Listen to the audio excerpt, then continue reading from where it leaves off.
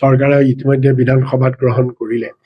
এই বাজেটখন সম্পূৰ্ণৰূপে মুখ্যমন্ত্ৰীয়ে ৰাইজৰ কষ্টৰ উপাৰ্জনেৰে কৰা বাজেট, আমাৰ অসমৰ ৰাইজৰ কৰ কাটলেৰে কৰা বাজেট আচলতে ৰাইজৰ স্বাৰ্থত খৰচ হ'ব লাগে, ৰাজ্যখনৰ উন্নয়নৰ স্বাৰ্থত খৰচ হ'ব লাগে, ৰাজ্যখনৰ ৰাইজৰ দৰিদ্ৰতা দূৰীকৰণ, নিবনুৱা সমস্যা, আমাৰ ৩৬ লাখ নিবনুৱা আছে, নিবনুৱা সমস্যা দূৰীকৰণ, ৰাইজৰ ক্ৰয় ক্ষমতা বৃদ্ধি, ৰাইজৰ পাৰ কেপিটা ইনকাম, জনমূৰি আয় বৃদ্ধি, এইবিলাকত খৰচ হ'ব লাগে, আৰু ৰাইজৰ আন্তঃগাঁথনি।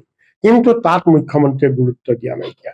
মুখ্যমন্ত্ৰীয়ে গুৰুত্ব দিছে কেনেকৈ নিৰ্বাচনটো জিকিব পাৰি, আৰু সেইকাৰণে এইবাৰ বাজেটত তেওঁ আপুনি চাওক, আমাৰ ভোটাৰৰ সংখ্যা হৈছে ২,৪১,০০,০০০।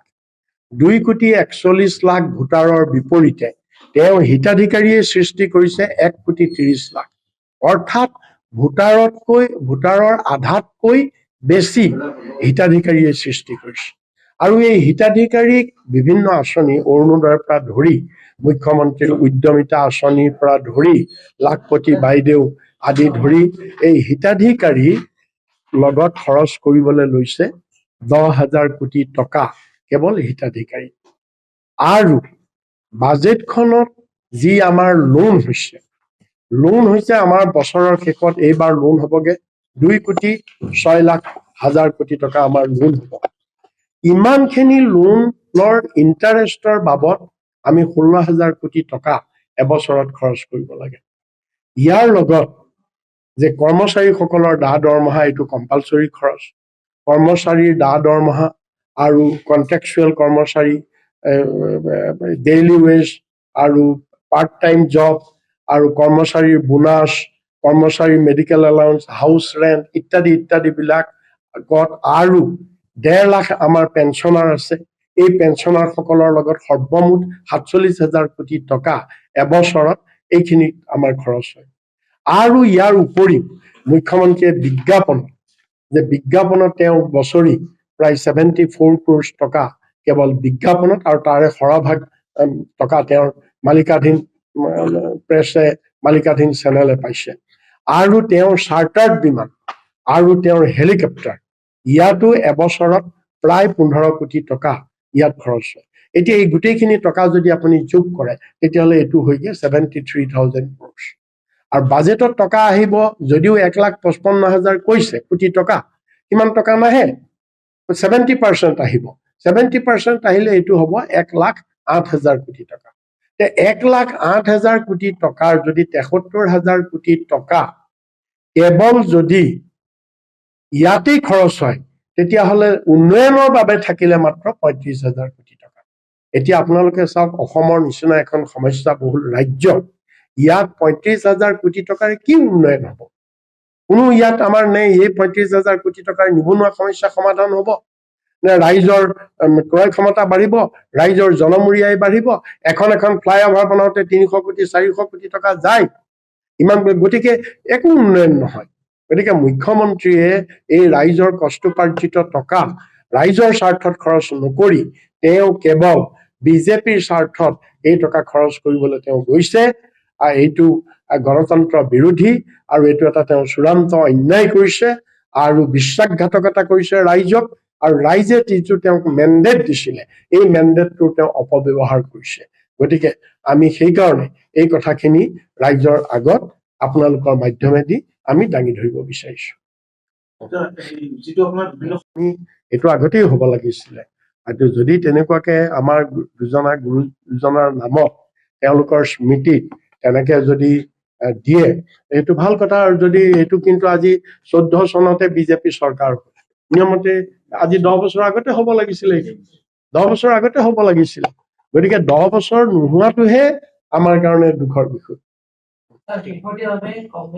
কথাটো হৈছে যে সংবাদ মাধ্যমটো গণতন্ত্ৰৰ চতুৰ্থ স্তম্ভ। আপুনি যি ধৰণৰ মিডিয়াই নহওক, পেপাৰেই হওক বা আপোনাৰ পৰ্টেলেই হওক বা ছেটেলাইট চেনেলেই হওক, যিয়েই নহওক, আপোনালোক এজ এ হোল ক্লাছটো হৈছে মিডিয়া। আৰু এই সংবাদ মাধ্যম হৈছে দেশৰ গণতন্ত্ৰৰ চতুৰ্থ স্তম্ভ। সংবাদ মাধ্যম শক্তিশালী নহ'লে গণতন্ত্ৰ কেতিয়াও শক্তিশালী হ'ব নোৱাৰে। সেইকাৰণে মই ভাবো যে সকলো ধৰণৰ সংবাদ মাধ্যম, ইয়াত কোনো ক্লাছিফিকেশ্যন কৰিব নালাগে, কোনো বিভাজন আনিব নালাগে। সকলো পৰ্টেলেই কওক, ছেটেলাইট চেনেলেই কওক, সৰু পেপাৰেই কওক, ডাঙৰ পেপাৰেই কওক, তেওঁলোকৰ কেটেগৰী ৱাইজ, ঠিক আছে, আমি বুজি পাইছো, তেওঁলোকৰ TRP অনুসৰি, তেওঁলোকৰ কেটেগৰী ৱাইজ তেওঁলোকক সকলোৱে চৰকাৰৰ পৰা গুৰুত্বটো পাব লাগে, চৰকাৰৰ সা সুবিধা পাব লাগে, এইটোত মই একমত।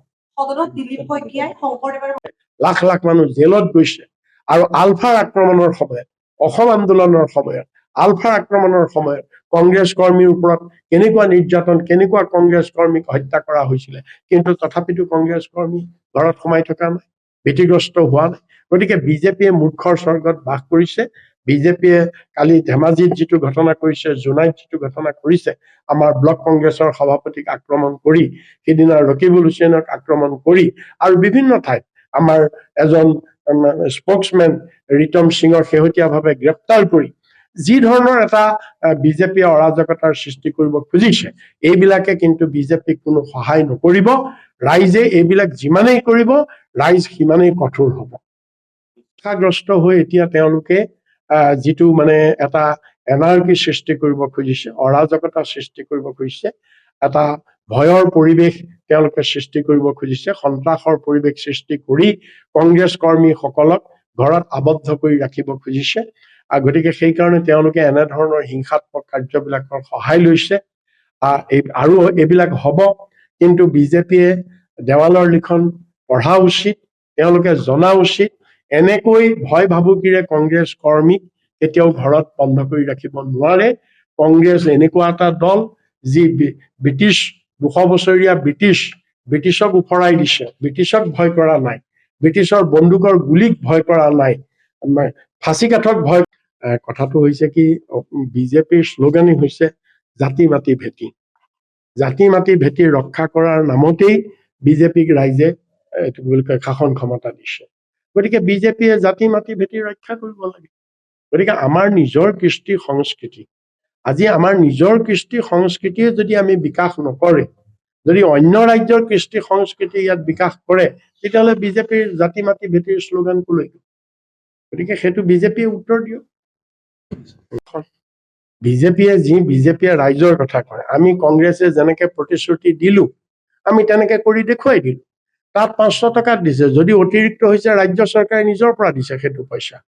কিন্তু বিজেপিয়েতো কৈছিলে চিলিণ্ডাৰৰ দাম আধা কৰি দিম বুলি কৈহে তেওঁলোকে শাসনত আহিছিলে।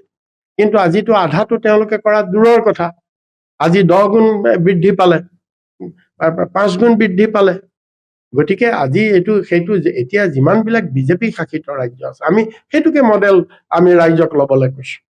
ৰাইজে এইটো বিচাৰ কৰক যে বিজেপি মডেল ল'ব নে ৰাইজে কংগ্ৰেছ মডেল ল'ব। Stay informed, stay ahead. News NE 365.